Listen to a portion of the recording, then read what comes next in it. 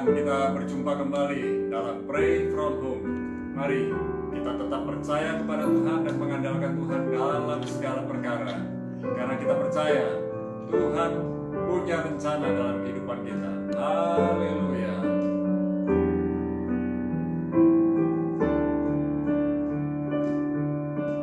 Tak terbatas kuasa-Mu Tuhan, semua dapat Kau lakukan. Apa yang kelihatan mustahil bagiku, itu sangat mungkin bagimu. Tak terbatas, tak terbatas kuasa-Mu Tuhan, semua dapat Kau lakukan. Apa yang kelihatan mustahil bagiku, itu sangat mungkin bagimu. Di saat ku tak berdaya, kuasa-Mu yang sempurna. Ketika ku percaya, mujizat itu nyata. Bukan karena kekuatan, namun Roh-Mu ya Tuhan. Ketika ku berdoa, mujizat itu nyata. Tak terbatas, tak terbatas kuasa-Mu Tuhan, semua dapat Kau lakukan. Apa yang kelihatan mustahil bagiku, itu sangat mungkin bagimu. Di saatku tak berdaya, kuasa-Mu yang sempurna. Ketika ku percaya, mujizat itu nyata. Bukan karena kekuatan, namun Roh-Mu ya Tuhan. Ketika ku berdoa, mujizat itu nyata. Di saat ku tak berdaya, kuasa-Mu yang sempurna. Ketika ku percaya, mujizat itu nyata. Bukan karena kekuatan, namun Roh-Mu ya Tuhan. Ketika ku berdoa, mujizat itu nyata. Di saat ku tak berdaya, kuasa-Mu yang sempurna. Ketika ku percaya, mujizat itu nyata. Bukan karena kekuatan, namun Roh-Mu ya Tuhan. Ketika ku berdoa, mujizat itu nyata. Ketika ku berdoa, mujizat itu nyata. Ketika ku berdoa, mujizat itu nyata.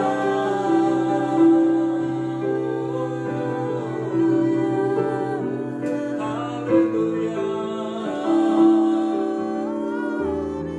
Terima kasih Tuhan, Engkau baik, Engkau sungguh baik. Kami percaya mujizat-Mu, kami percaya karya-Mu dalam hidup kami. Kau sungguh yang kami muliakan, Kau yang kami utamakan di atas segalanya. Terima kasih oh Tuhan, terima kasih oh Yesus. Engkau sungguh baik, sangat baik, teramat baik. Haleluya. Kau kekuatan, Kau perlindungan, Kau keselamatan, Kau sumber hikmat kami.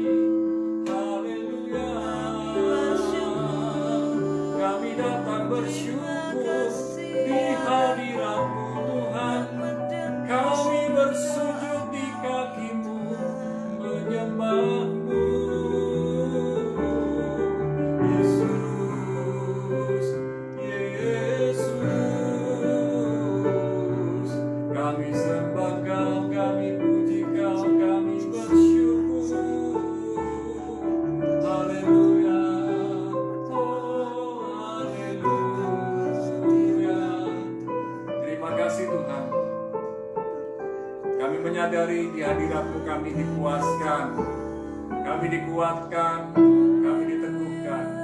Dan biarlah malam ini bersama para kekasih Tuhan yang berdoa, menyembah, siap untuk merenungkan firman-Mu dan menjadi pelaku firman-Mu. Dalam nama Yesus, urapan dari Tuhan turun atas kami semua untuk mengerti firman-Mu, untuk belajar firman-Mu dan menjadi pelaku firman-Mu. Dalam nama Yesus, amin. Ya, kekasih Tuhan, malam ini saya akan share tentang di saat terjepit dari 1 Samuel pasal yang ke-30. Kekasih Tuhan bisa baca semuanya. Nanti saya hanya akan bacakan beberapa ayat dari ayat 1 sampai 6. 1 Samuel 30 dikatakan demikian: ketika Daud serta orang-orangnya sampai ke Ziklag pada hari yang ketiga, orang Amalek telah menyerbu tanah Negeb dan Ziklag.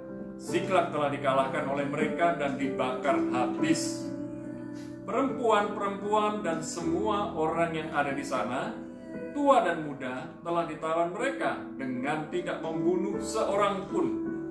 Mereka menggiring sekaliannya, kemudian meneruskan perjalanannya. Ketika Daud dan orang-orang yang sampai ke kota itu, tampaklah kota itu terbakar habis, dan istri mereka serta anak mereka yang laki-laki dan perempuan telah ditawan. Lalu menangislah Daud dan rakyat yang bersama-sama dengan dia itu dengan nyaring, sampai mereka tidak kuat lagi menangis. Juga kedua istri Daud ditawan, yakni Ahinoam perempuan Israel dan Abigail bekas istri Nabal orang Karmel itu. Dan Daud sangat terjepit karena rakyat mengatakan hendak melempari dia dengan batu. Seluruh rakyat itu telah pedih hati, masing-masing karena anaknya laki-laki dan perempuan. Tetapi Daud menguatkan kepercayaannya kepada Tuhan Allahnya. Nah, ini sebuah peristiwa. Banyak yang mungkin sedang mengalami peristiwa yang sama, mengalami terjepit, ya, terjepit. Jadi bukan peristiwa karena perang seperti Daud dan anak buahnya, tapi hari-hari ini ada banyak orang sedang mengalami terjepit, sedang mengalami titik terendah dalam hidupnya. Saya sih yakin setiap orang pernah mengalami titik terendah dalam hidupnya. Ya, kalau kita cek dalam diri kita, bukan berarti waktu titik terendah itu nggak punya uang, nggak punya harta benda. Titik terendah yang Daud alami adalah ketika keluarganya, istri dan anak-anak dari rakyat yang bersama dengan dia diculik, disekap, walaupun tidak dibunuh. Dan akibatnya para suami yang merupakan rakyat dari Daud itu berencana melempari Daud dengan batu. Dan kalau tradisi mengatakan dilempari dengan batu itu dirajam, dilempari batu sampai mati. Berarti Daud ini orang yang dianggap jahat, dianggap berdosa, dianggap salah. Pemimpin demikian. Nah, Daud sempat nangis bersama dengan rakyatnya sampai gak bisa nangis lagi. Pertanyaan saya, apakah saudara hari-hari ini sedang mengalami terjepit? Saudara sudah nangis sampai gak bisa mengeluarkan air mata lagi, sampai tidak dapat berkata-kata lagi? Kalau demikian, mungkin saudara sudah dalam titik terendah. Tapi kalau belum, saudara masih kuat, masih mampu, karena Tuhan pasti akan mampukan saudara. Tetapi di dalam ayat ini dilihat, ayat yang ke-30, pasal 30 ayat yang terakhir, dari ayat yang ke-6 yang terakhir, tetapi Daud menguatkan kepercayaannya kepada Tuhan Allahnya. Ini salah satu solusinya, ya. Kita akan belajar apa yang Daud lakukan saat dia terjepit. Kata terjepit diambil dari kata yatsar, artinya distress, menderita sekali. To suffer distress, mengalami penderitaan yang sangat berat, sangat kesusahan. Ini bukan bicara tentang ekonomi, tetapi bagaimana orang-orang yang bersama dengan kita diambil dari kita. Bukan hanya diambil, kemudian harta benda, dan orang-orang di sekitar kita berencana membunuh kita. Nah, orang yang terjepit ini biasanya panik. Lihat kondisi dari rakyat yang bersama dengan Daud, panik mereka. Dan orang yang sangat terjepit biasanya mulai cari kambing hitam untuk disalahkan. Dan Daud adalah sasaran yang paling mudah karena dia pemimpin dan dia seorang diri. Kemudian kita bisa perhatikan orang yang sangat terjepit, kepepet, hari-hari ini butuh uang, mudah ditipu, tergiur dengan iming-iming lewat SMS, lewat WhatsApp, lewat sosial media. Cukup klik ini nanti Anda akan dapat hadiah ini, Anda akan beroleh undian ini, dapat uang dan lain sebagainya. Tanpa terasa klik ini, klik link ini, itu akan mengarahkan Anda kepada cara di mana Anda akan dikuras keuangan saudara. Nah, yang pertama, terjepit, ya, sangat susah. Yang kedua, ini yang kita bisa perhatikan, ketika Daud terjepit, dia menguatkan kepercayaannya kepada Tuhan Allahnya. Dalam 1 Samuel 30 ayat yang ke-6 bagian terakhir, dan yang berikutnya dia bertanya kepada Tuhan. Bertanya kepada Tuhan, sangat terjepit, bertanya kepada Tuhan. Kuatkan kepercayaanmu kepada Tuhan, bertanya kepada Tuhan. Ayat 7 dan 8.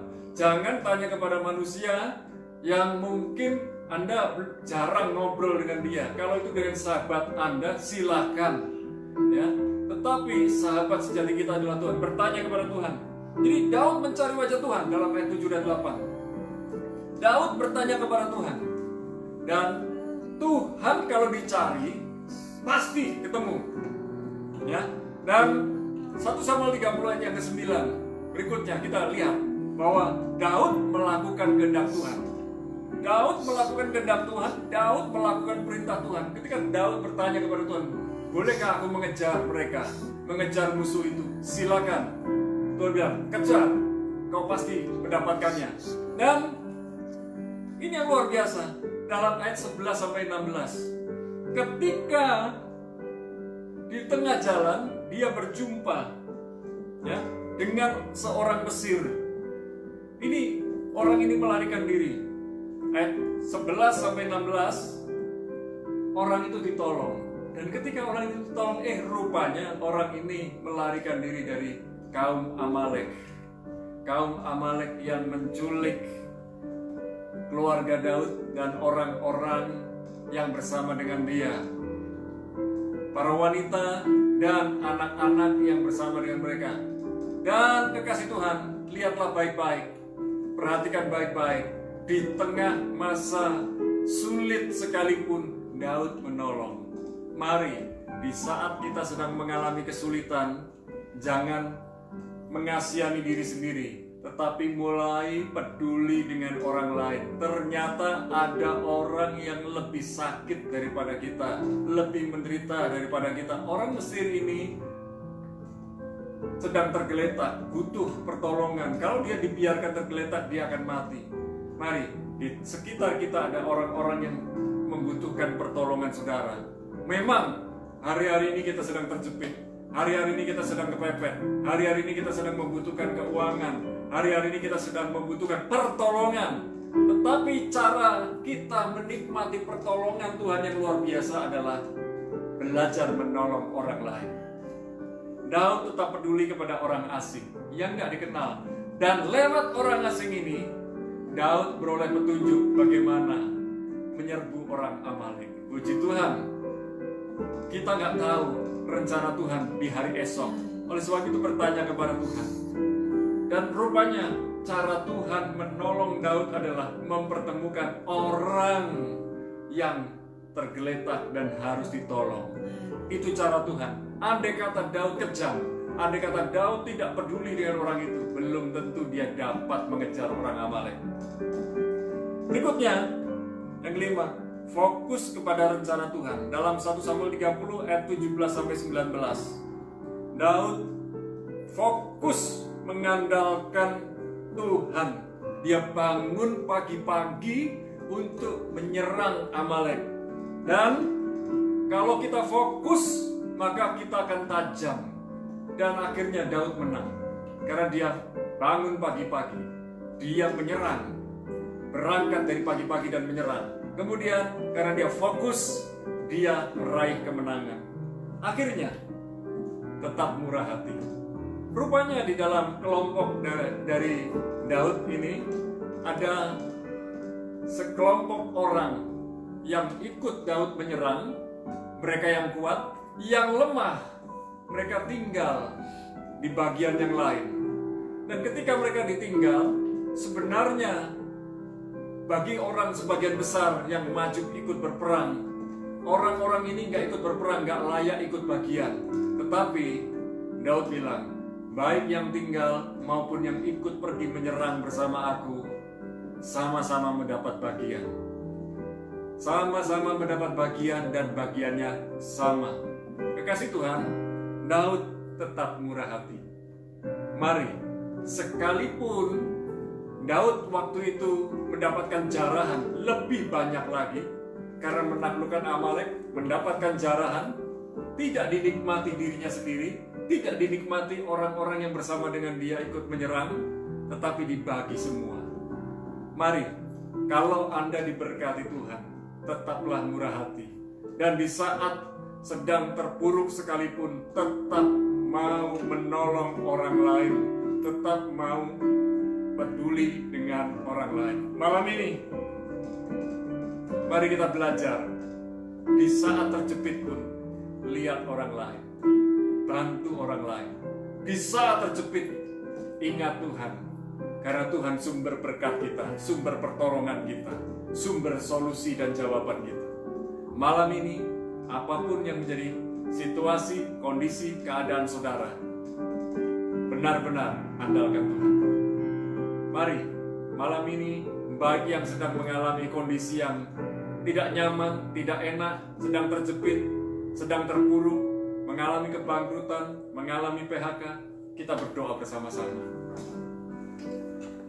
Kami berdoa bersama para kekasih Tuhan yang mendengarkan, menyaksikan tayangan ini.